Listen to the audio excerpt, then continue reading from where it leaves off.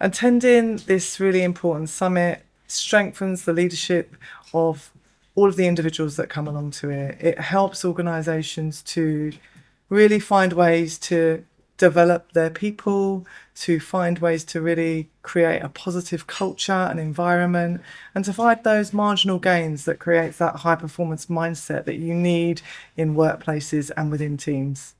Well, we are living in an ever-changing environment. This means that there are many complexities for leadership and for organisations.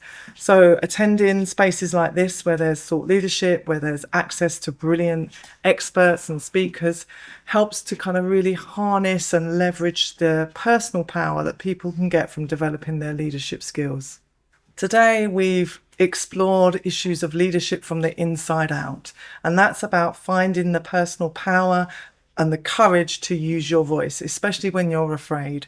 So it's about going out there, taking risks and backing yourself and making a commitment to take action and carrying that fear with you. And that's what increases your confidence as you go on. I'm really full up with all the positivity that the participants got from this day.